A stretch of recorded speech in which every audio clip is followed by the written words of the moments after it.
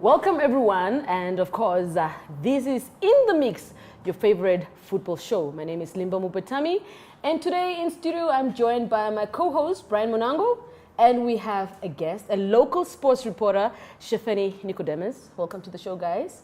Thank you very much, Limba. Very excited for the show. Well, today we're going to be talking about the Africa Cup of Nations, the quarterfinals. I mean, the stage is set. We are past the round of 16. You know, the likes of Egypt, Senegal being kicked out. And of course, now we look forward to more exciting games starting tonight, actually. Now, Brian, you've been following the Africa Cup of Nations. You've betted your money, having lost some cash on some of the games. What would you make of the round of 16? Very shocking, very surprising, a lot of upsets. But all I can say is I'm very happy that not the underdogs, but the dark horses for me in the tournament has been Cape Verde.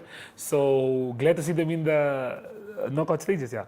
Sheefeni, you've been following African Cup of Nations, reporting on it as well, you know, just giving your audience a taste of the African Cup of Nations. Yeah. What would you make of the round of 16? Well, I wouldn't say it's a shock.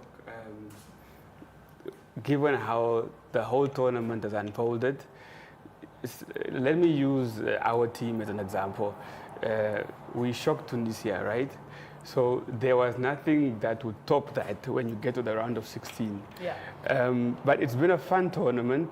It's been very different, very enjoyable. The quality is very, very good. And clearly, from what you can see, the setup and organization is top-notch. So it's been a very, very wonderful AFCON and a good advert for African football. Yeah, now just to welcome you to the show, Shefa, this is your first time here. We have prepared some Le Pineapple Bites. I don't know if you have ever had Le Pineapple Bites, but yeah, I would like you to taste some of these really delicious stuff that we have prepped for you here. Try one. Brian, you can also dig in, you know. Let's see. Actually, my favorite fruit, by the way. Your nickname as well, pineapple. Okay, so while we're having this delicious bite, let's go for a short ad break. When we return, we head right into kickoff. That is where we're going to delve more in the Africa Cup of Nations. So don't move an inch.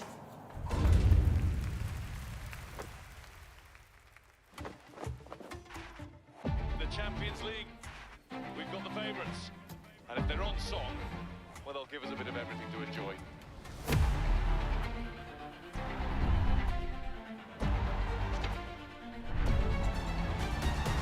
Well, here we go. A burst of taste. And the break is on here. It's a red card. Vinicius Junior! Oh, my goodness! There was space foul! Lewandowski! Oh, magnificent! Mbappe! That is a stunner! Haaland! What a finish! Coming onto it now to shoot! Champions of Europe, finally! The 2023-24 UEFA Champions League. Be moved with every game live on SuperSport. Upgrade to Compact Plus.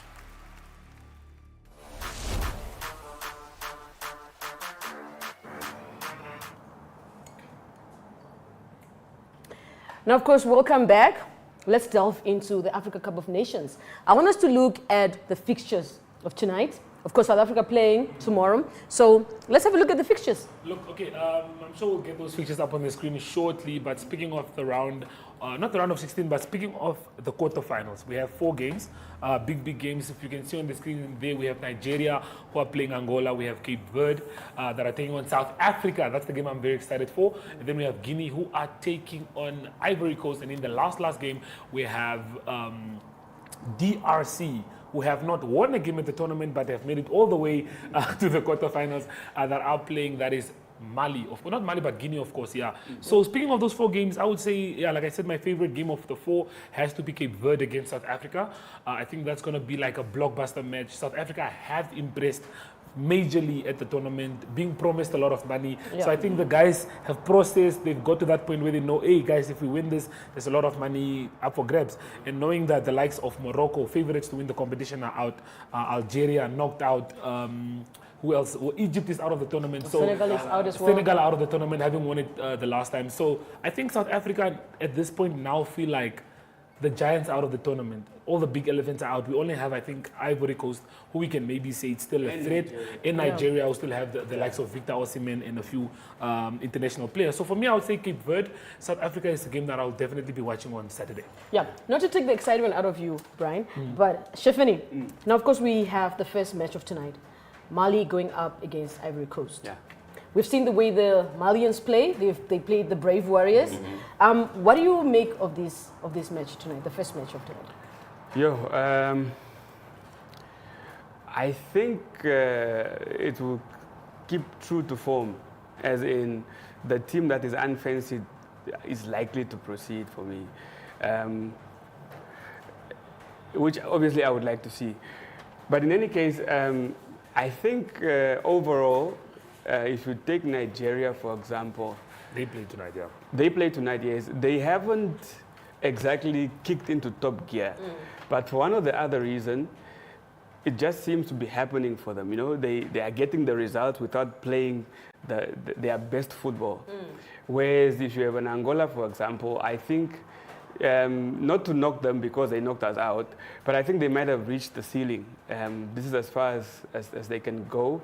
But like I said, if it stays true to form and we see that Nigeria is struggling, say, to break them down or find some avenues to score goals, it gives confidence to the underdog. Yeah. And what Angola have shown in this tournament is that even in a game where they are being outplayed, once they get those moments, they are likely to capitalize. And if Nigeria are not careful, and say this goes somewhere deep into the second half and it's goalless, or they're still, say, 1-1 or whatnot, Angola might fancy that they can nick an upset there. Yeah. No, I want us to speak about the Ivory Coast. I mean, they're hosting the tournament. They've been blowing hot and cold. I can't really say that they had a very good tournament so far. I think they reached this stage by pure luck. But of course, they have an extra player today. And that, of course, is the fans. Yeah. You know, how do you see that playing out in their favor, Brian? I think the fans have been there throughout the whole tournament, so I don't think the fans play a factor anymore. Because when it comes to the round of to the quarterfinals, there's really no room for error. We saw how Senegal got knocked out of the round of 16s by Ivory Coast, who just scored a goal in the last minute, made it to the penalties, and then won. But I think Ivory Coast, for me personally, I don't see them winning the tournament. I don't see them, if they get past their opponents, then good luck to them. But yeah, I think now, like you said, they're maybe going to have to depend on the fans. But the fans have been there throughout the whole tournament, and they still got the biggest thrashing in football history, losing to Equatorial Guinea. To a minnow, yeah. for that matter. So with that being said, yeah, I can't say much about Ivory Coast really. So yeah, hopefully they do get through. But I don't. It's a very tough game for me to call. Yeah. Well, now we are represented by two Southern African countries in the tournament still. We have Angola still in the race. We have South Africa still in the race. What do you think your chances are for South Africa? I mean, I have really followed Bafana. Yeah. I love the way they play. And I really honestly feel and think that they stand a really good chance to get to the finals. So, but obviously your thoughts. It would mean a great deal if one of them or both can reach the semi-finals. I don't think it has ever happened that we even have two COSAFA teams in the last 8 at once.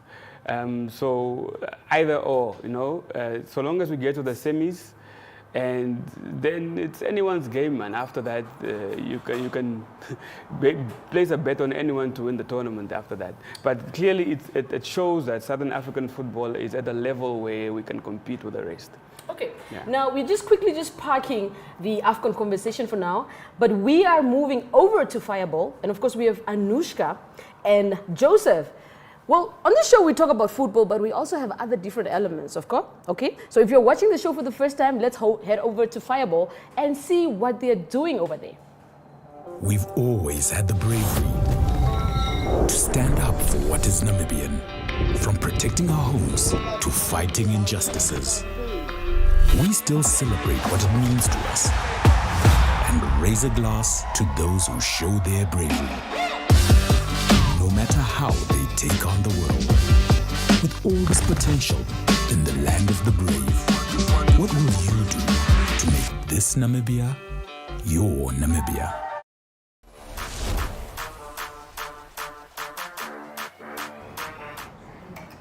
Guys, and it smells delicious in here. Thank you, Limba, for telling people it's not just about football. You need to fill your stomachs as well. I'm joined by Joseph Thomas. If you guys don't know him now, you should definitely know him because he was our lucky winner for the Lesotho Joel trip he won to Cote d'Ivoire with Jesse Jackson Karaiza and Tia James Wilson.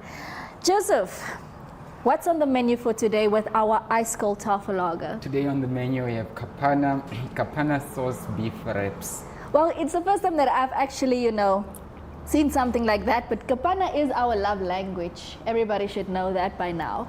So basically what is, in the wraps, can you perhaps tell us?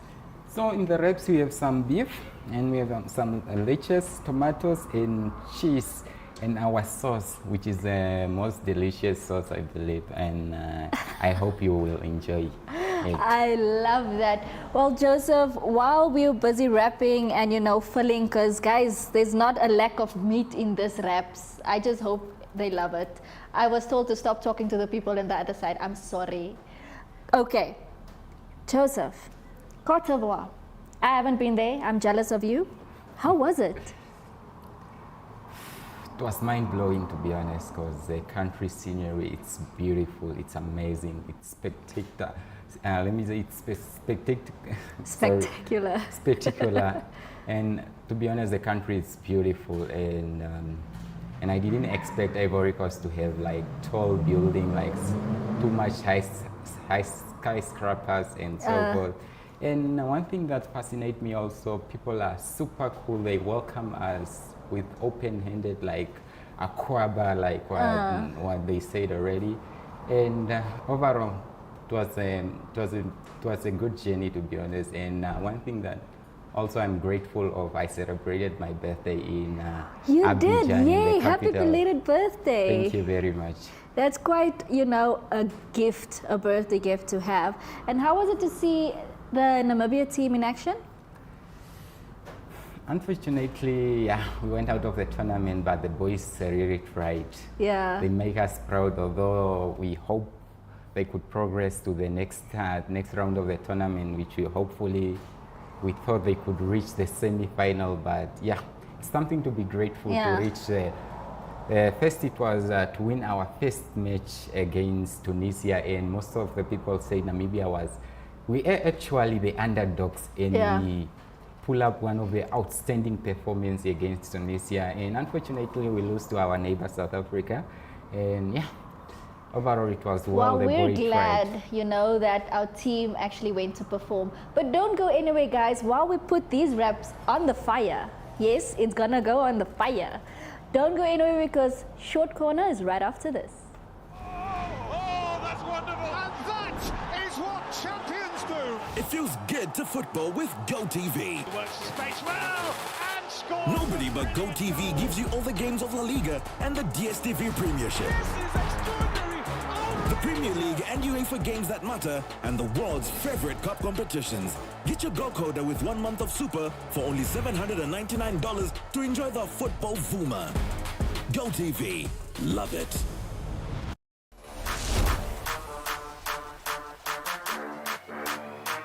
The talk of the town is the Brave Warriors' performance at the Africa Cup of Nations. What's your take on that?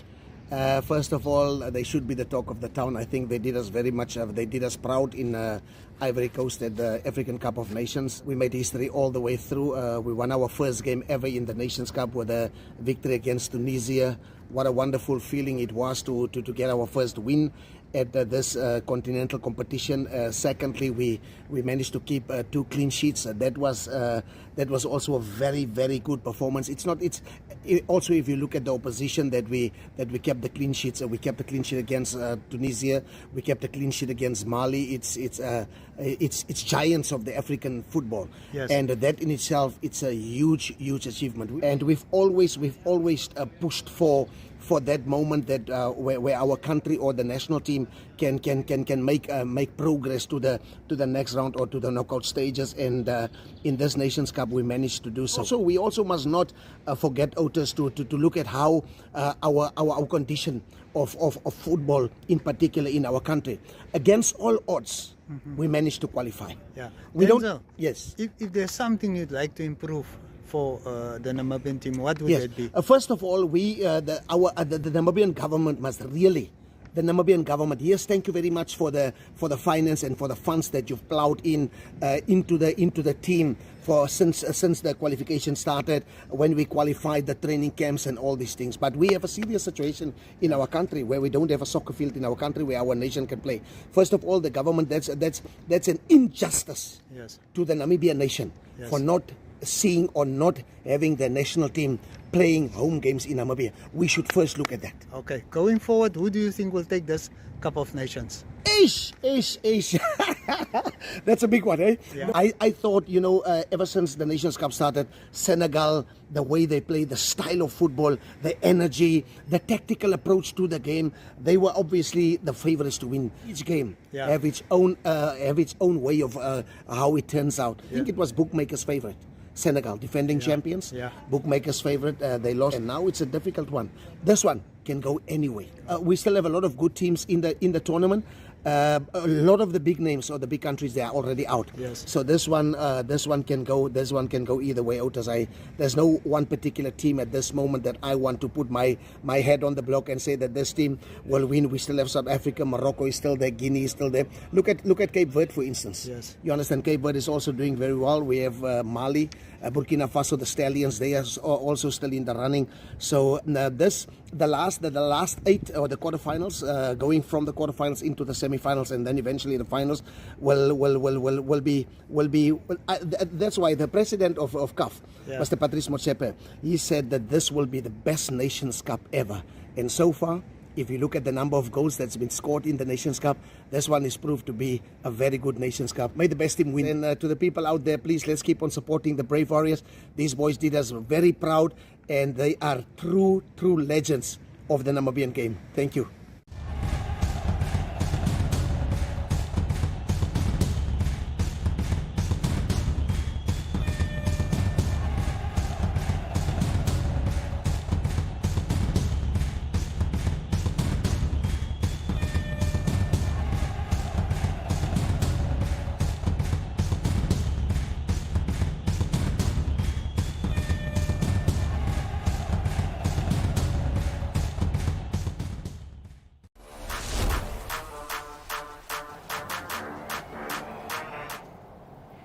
Guys, and Thomas is showing me how to make bride wraps.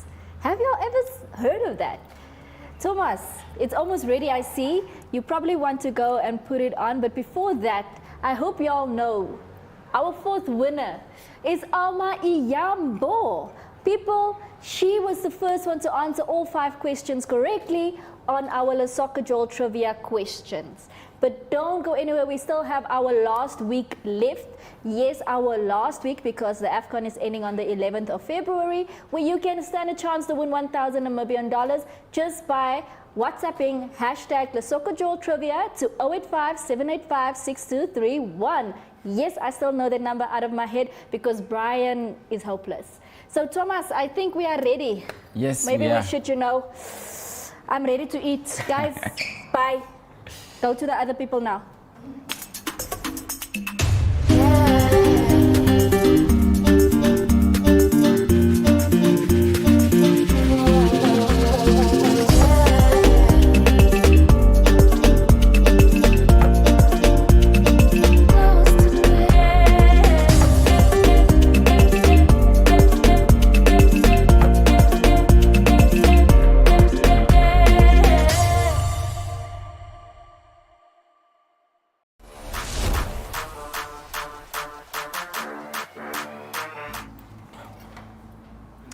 All right, now, of course, coming back to the Africa Cup of Nations, I know the Brave Warriors are out of competition, but life goes on, right, Sheefeni? What do you think is up next for some of these players that were at the Africa Cup of Nations? The young guys like Prince, Tuweda, What do you think their plans are now for the future? Prince obviously is a player we look for or look towards to help us qualify for the next tournament. The majority of the senior players would obviously be stepping down, you would expect. If the coach can convince one or two of them to stay on, obviously it's a bonus. But I think keeping most of these youngsters who have that experience of AFCON in the team, plus now the support that hopefully will come from the association and wherever else to ensure that our football stays at a level where we are competitive and we can take on the bigger nations. I think it's not far-fetched to think or to expect that we will be at the next AFCON. Okay, now with having these core players, the senior players stepping down, 4 years down the line, do we have a chance in the Africa Cup of Nations of reaching the semi-finals, of reaching the quarterfinals, do you think? Well, if we still have the same coach and a core of the same group who are at this current AFCON, then I should think we have but expectations would be much higher. We've won a game now. People would expect win an extra one. And should you get to the next round, then perhaps you have now that experience of what to expect and what to do when you are in that situation, so you ensure that even though you're playing against a powerhouse, you give yourself a fighting chance of getting through to the next round. Okay, now your thoughts, Brian. 4 years down the line? Okay, look, we might have another AFCON next year because AFCON was supposed to happen in 2023. AFCON happens after every 2 years. So next year, I think we might still have the same team. I think Shalolile might still be part of the team. He's only 31, I think. Dion Otto is only 32, 31. So these guys still have like a year, 2 more years to give to the national team.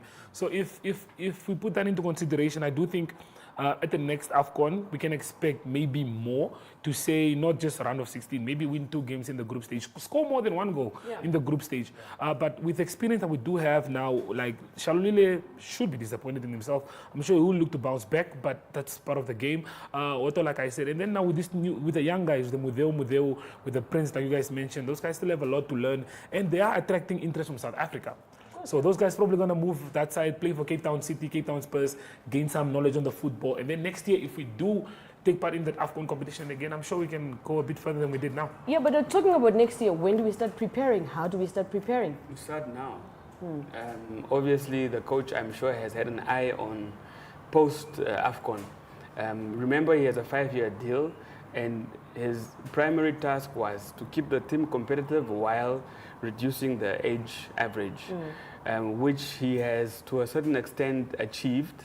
But I think we would then see more of the guys who were called to camp but did not make the team possibly now force their way into the reckoning for the next AFCON. So the planning starts now. Yeah. And I'm inclined to think that they will probably use the World Cup qualifiers and the CHAN qualifiers to test more of these youngsters to see, can I count on you when it's go time? Yeah. Yeah. Okay, now, tonight's games, Angola versus Nigeria.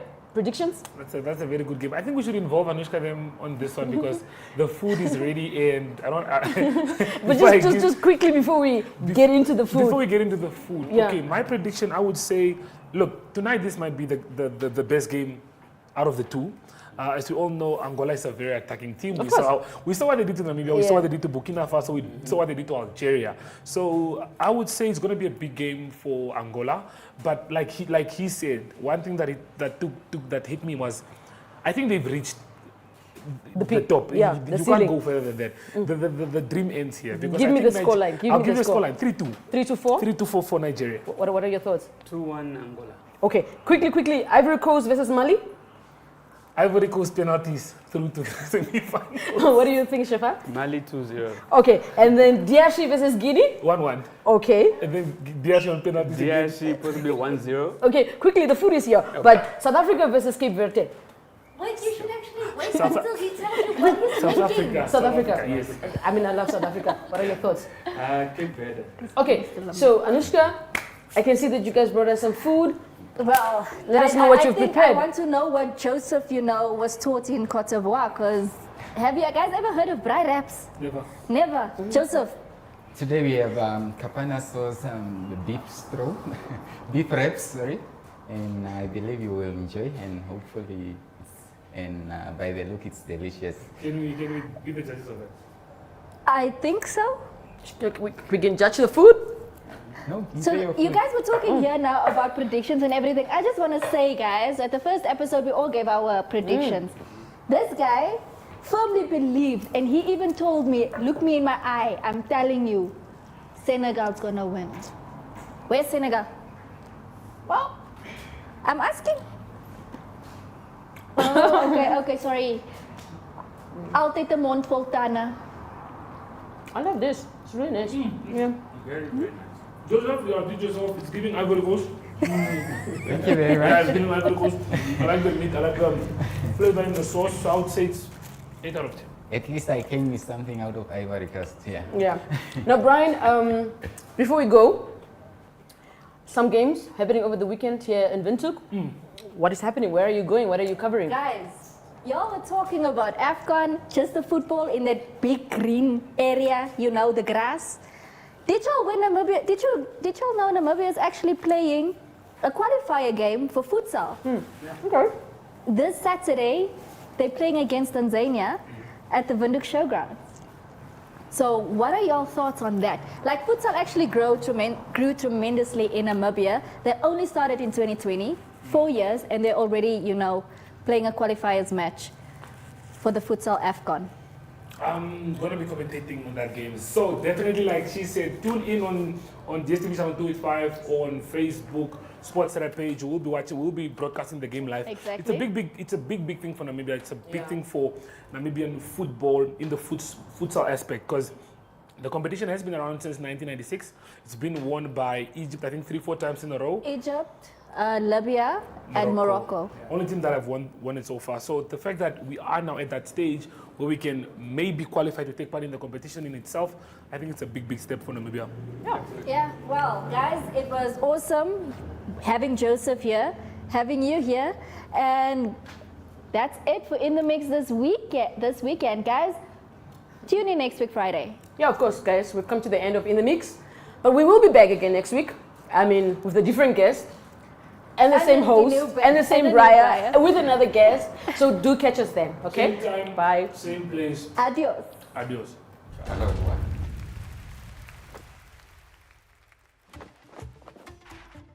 The Champions League, we've got the favourites. And if they're on song, well, they'll give us a bit of everything to enjoy.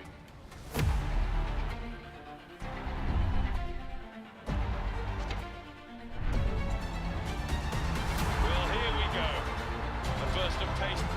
And the break is on here. It's a red card. Vinicius Junior! Oh, my goodness! There works a space foul! Lewandowski! Oh, magnificent! Mbappe! That is a stunner! Haaland! What a finish! Coming onto it now to shoot! Champions of Europe, finally! The 2023-24 UEFA Champions League. Be moved with every game live on SuperSport. Upgrade to Compact Plus.